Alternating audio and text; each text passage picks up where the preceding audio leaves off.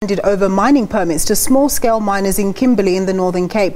The miners successfully negotiated a deal with Ekapa Mining and now have access to 500 hectares of ground to mine for themselves. For more, let's cross to our reporter Reginald Witbooi in Kimberley. Reginald, this sounds like very good news. What's happening there?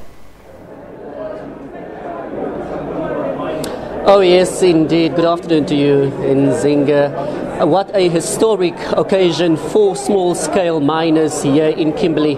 We know that for years the small-scale miners had to make ends meet in an undignified manner. We know that they constantly clashed with police, they were arrested, appeared in court, and ultimately they had to be bailed out.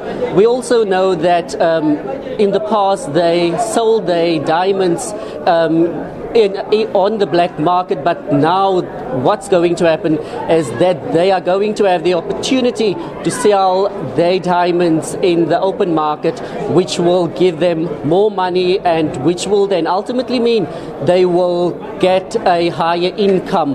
But to tell us more about this historical occasion, I am now joined by the Deputy Minister of Mineral Resources, Mr. Godfrey Oliphant.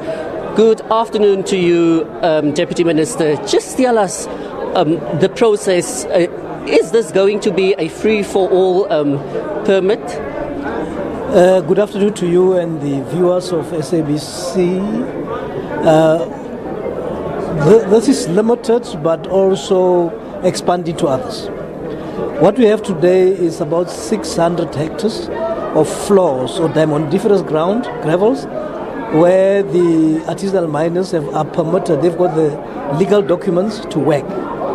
And also they've got a dam, or tailings mineral resource, that they got from Ekapa Mining. So that can accommodate less than 1,000 people. In other words, we are talking within the DMR and with other mining companies to see what we can do, because they've got a membership of close to 10,000. We should, because they are eager to work and make a decent living, be able to see how much more we can get for others to work. But it might not only be mining. Some of them might go into rehabilitation programs. Some of them might even want to go into farming. So we are looking into all possible economic activities to ensure that they work. All good and well, Deputy Minister, but what about training and resources? When we started, we involved from the beginning, from February this year, we involved the Mine Health and Safety Council that is able to give them proper training. You'll see that they brought even some materials, reading materials here. They've given them some bags with other materials, although we haven't given them back because the bags were much more less than the people.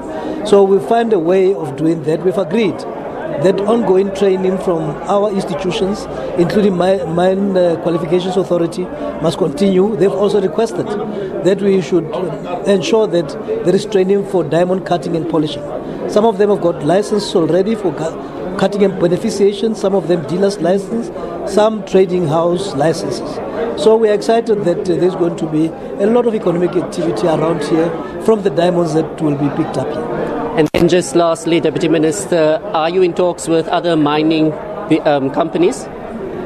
You see, I mentioned De Beers today because yesterday we got a call that they wanted to be part of the celebration. You'll recall that some of the assets belonged to them before. So I'm requested to speak to them. So we will follow up with them to see what from their side is available. I'm told that there are areas in Namakwaland that can also be worked economically. We have been talking to other companies, for instance in Limpopo. We have been engaged since last year with Samanco, where people are looking for access to chrome and so on and so on. I think we are making a bit of progress, although that one is a bit on the slow side. This one was a master stroke because we took it. They've been at it since last year, May. We got involved in January, February, we put systems in place. Here we are, by the end of April, the licenses were ready. Now they started to work. Today they are here excited and we celebrate with them. Deputy Minister, that's where we're going to leave it for now. The Deputy Minister telling us that the miners will be receiving training and it won't be a free-for-all permit. At the end of the day, they are also in talks with big companies such as De Beers. And just lastly, if I can mention the fact that this will now mean that the miners will feed into the national GDP, and we know that the mining sector is the biggest contributor to the Northern Cape's GDP.